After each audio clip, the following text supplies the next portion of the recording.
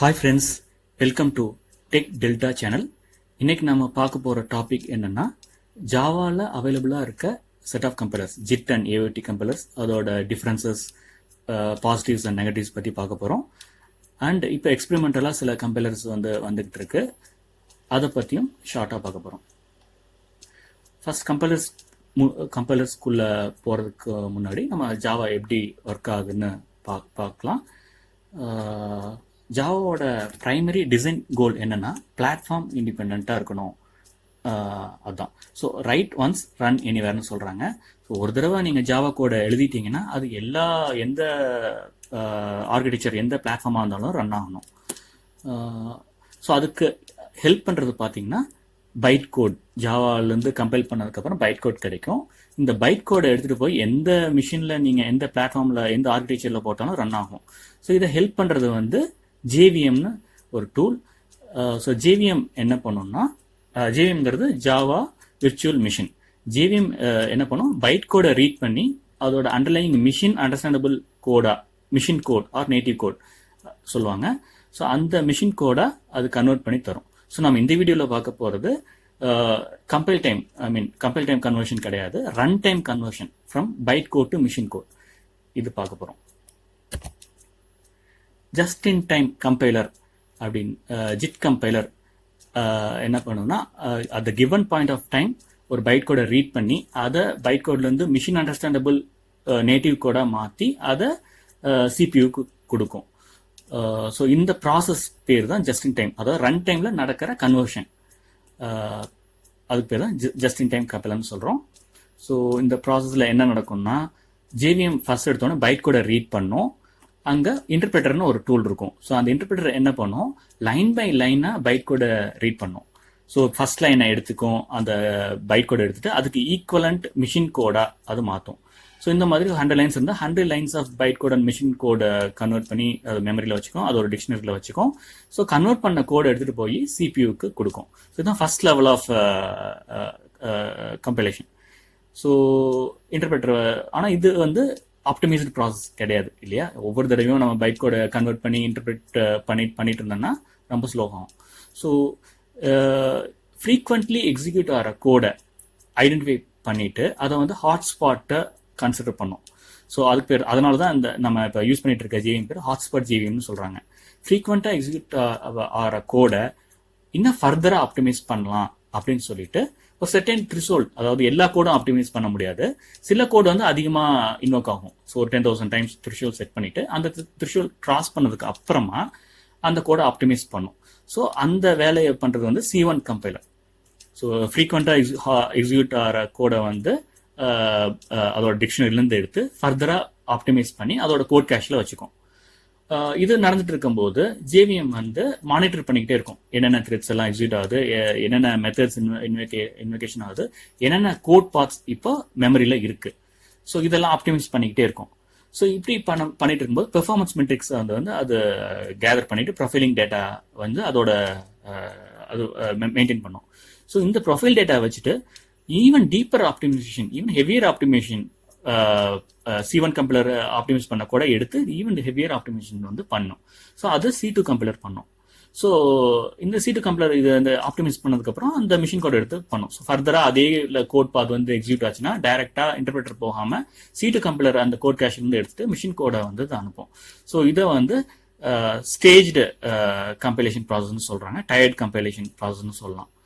So இதான் internal working of JIT server. So இதில் advantages பார்த்தீங்கன்னா best in peak time performance. இதோட performance just in time கம்பைலரை beat பண்ற மாதிரி பெர்ஃபார்மன்ஸ் இன்னும் எந்த கம்பைலரும் வரல. ரன் டைம் அடாப்ட் ஆகிக்கும், ஏன்னா ரன் டைம்ல தான் எல்லா ப்ராசஸும் நடக்குது. லைப்ரரி ஏதாவது சேஞ்ச் ஆனா இல்லை பேட்ச் வந்தா எல்லாமே இது JVM வந்து பார்த்துக்கும்.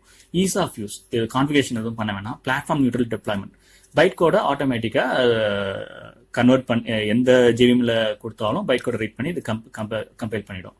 ஸோ இது பிளாட்ஃபார்ம் இண்டிபெண்டன்ட்.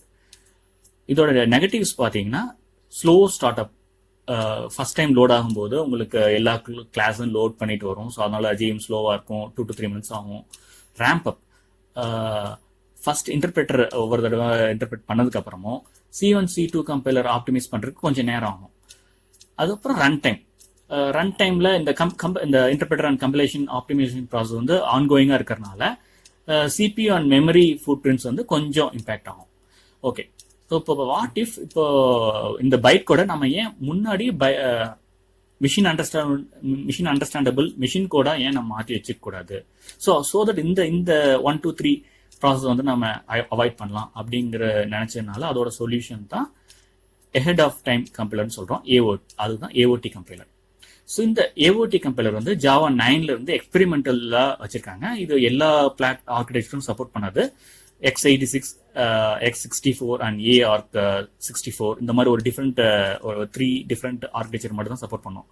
இதுல எக்ஸ்ட்ரா ஸ்டெப் என்னன்னா, பைட் கோடை வந்து ஆல்ரெடி கம்பைல் ஆன பைட் கோடை நம்ம கம்பைல் டைம்லயே மிஷின் கோடா மாத்திடுறோம்.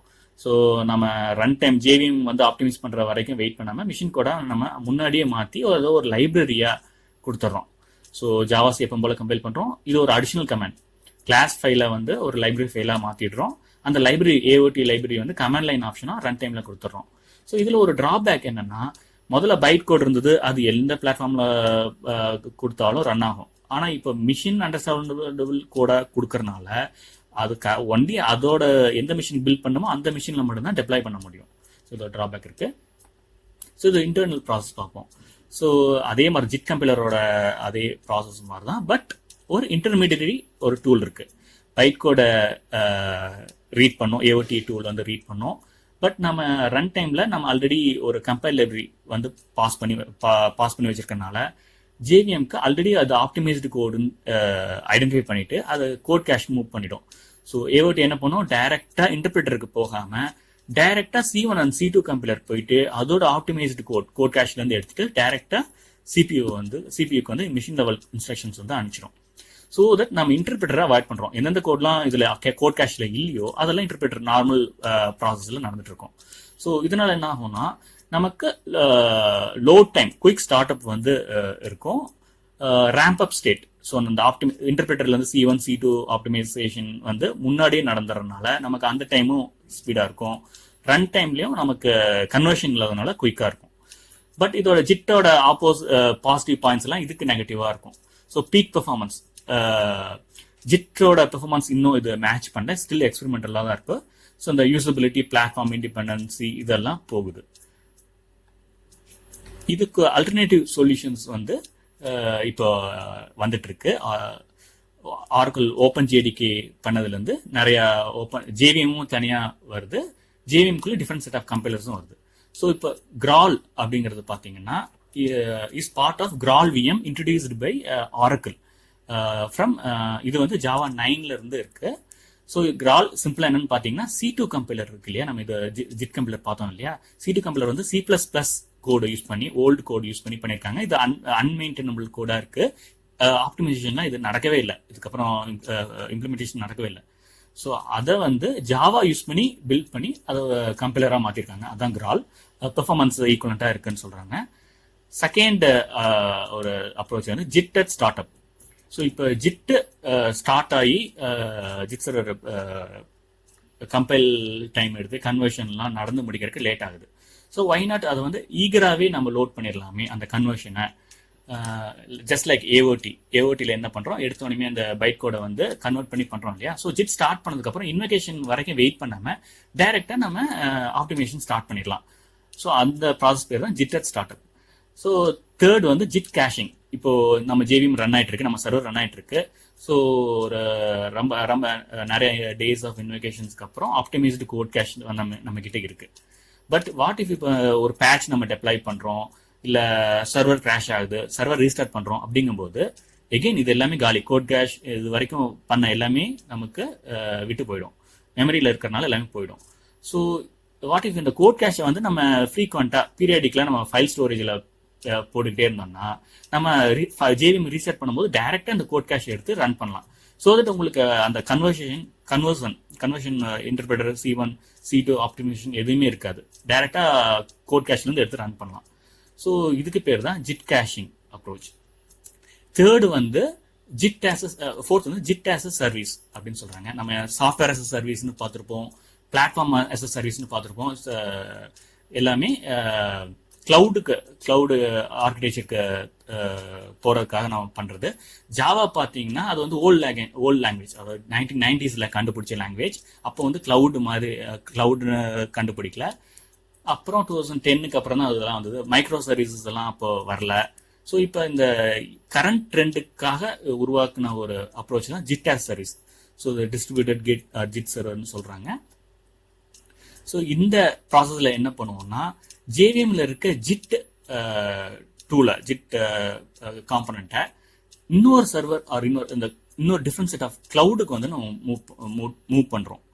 ஸோ இது வந்து கனெக்டட் வியா போர்ட்ஸ். ஸோ அதனால உங்களுக்கு ரன் டைம்ல பெர்ஃபார்மன்ஸ் லாஸ் எதுவும் இருக்காது. ஸோ இந்த டைம்ல பாத்தீங்கன்னா JIT கம்பைலர் வந்து JIT சர்வரா இப்போ ஒரு ஹடூப் கிளவுட் எடுத்துக்கோங்க. ஹண்ட்ரட்ஸ் ஆஃப் மிஷின்ஸ் இருக்கும், தௌசண்ட்ஸ் ஆஃப் இன்ஸ்டன்சஸ் ரன் ஆயிட்டு இருக்கும். ஸோ இந்த மாதிரி கேஸ்ல JIT சர்வர் வந்து மல்டிபிள் இன்ஸ்டன்சஸ் இருக்கும். இந்த பக்கம் multiple instances of micro services இருக்கும். ஸோ ஒவ்வொரு சர்வீஸ்க்கும் ஒரு JVM இருக்குன்னு வைங்க. ஸோ அந்த JIT வந்து கம்ப்ளீட்டா அங்கிருந்து தூக்கிட்டு நம்ம கிளவுட்ல வச்சுக்கிறோம். ஸோ JVM ஒரு பைட்கோட் கன்வர்ஷன் ஆப்டிமைசேஷன் போது இந்த கிளவுட் ரெக்வஸ்ட் பண்ணும். அதாவது நான் இந்த பிளாட்ஃபார்ம்ல இந்த ஆர்கிடெக்சர்ல ரன் பண்றேன், எனக்கு இந்த பைட் கோடை கன்வெர்ட் பண்ணி தான் சொல்லும். ஸோ இங்கே லோட் பேலன்ஸ் யூஸ் பண்ணி அந்த கரஸ்பாண்டிங் JIT சர்வர் வந்து பைட் கோட்ல இருந்து மிஷின் கோடா கன்வெர்ட் பண்ணி மெட்டடாவோட இந்த JVM கொடுக்கும். ஸோ இந்த JVM என்ன பண்ணும், அந்த கன்வெர்ட் பண்ண மிஷின் கோடை அதோட கோட் கேஷ்ல ஸ்டோர் பண்ணிட்டு ஃபர்தர் இன்வொகேஷனுக்கு அந்த கோட் கேஷ்ல இருந்து ரன் பண்ணிக்கும். ஸோ இதனால என்ன பண்றோம், அந்த JIT byte code to machine code conversion process வந்து நம்ம ஆப்டிமைஸ் பண்றோம். இதை எப்படி வேணா ஹரிசாண்டலா நம்ம ஸ்கேல் பண்ணலாம். ஸோ இந்த ஓவர் ஹெட் வந்து அப்ளிகேஷனுக்கு இருக்காது. So application can focus only on the application performance, not on the JIT performance. So இது வந்து ஒரு even good future in fourth coming டேஸ்ல ஈவன் AWSல டெப்ளாய் பண்ணும்போது. ஸோ இதெல்லாம் ஃபியூச்சர்ல கிளவுட்ல இந்த கம்பைலர்ஸ் வந்து யூஸ் பண்ணதுக்கு அதிக வாய்ப்பு இருக்கு. ஸோ நம்ம இப்போ எண்ட் ஆஃப் வீடியோக்கு வந்துட்டோம். ஸோ ஃபர்ஸ்ட் நம்ம ஹவு ஜாவா ஒர்க்ஸ், எப்படி ஒர்க் ஆகுதுன்னு பார்த்தோம், எப்படி பிளாட்ஃபார்ம் இண்டிபெண்டா இருக்கு. அப்புறம் JITல வந்து எப்படி ஃபர்ஸ்ட் எடுத்தோன்னு பைட் கோட்ல இருந்து இன்டர்பிரேட்டர் யூஸ் ஆகுது. அப்புறம் ஒரு செர்டைன் த்ரெஷோல்டுக்கு அப்புறம் C1 கம்பைலர் எப்படி இன்வோக் ஆகுது. அப்புறம் பெர்ஃபார்மன்ஸ் மெட்ரிக்ஸ் வச்சுட்டு C2 compiler further level of deeper optimisation எப்படி பண்ணுதுன்னு பார்த்தோம். ஸோ இந்த ஆப்டிமேஷன்லாம் இதுக்கு முன்னாடியே ரன் டைம் முன்னாடியே பண்றதுக்கு பேரு அஹெட் ஆஃப் டைம் கம்பைலர் அப்படின்னு சொல்றோம். முன்னாடியே கம்பைல் பண்ணி வச்சுக்கிறோம், அதை பார்த்தோம். அப்புறம் alternative solutions to present set of compilers வந்து பார்த்தோம். So thank you friends. இந்த வீடியோ உங்களுக்கு பிடிச்சிருக்கும்னு நினைக்கிறேன். ஸோ மறக்காம டெக் டெல்டா சேனலை வந்து சப்ஸ்கிரைப் பண்ணுங்க. உங்களோட ஃபீட்பேக் கொஷின்ஸ் வந்து கமெண்ட்ஸ் பாக்ஸ்ல போடுங்க. நெக்ஸ்ட் ஒரு இன்ட்ரெஸ்டிங் டாபிக்கோட உங்களை மீட் பண்றேன்.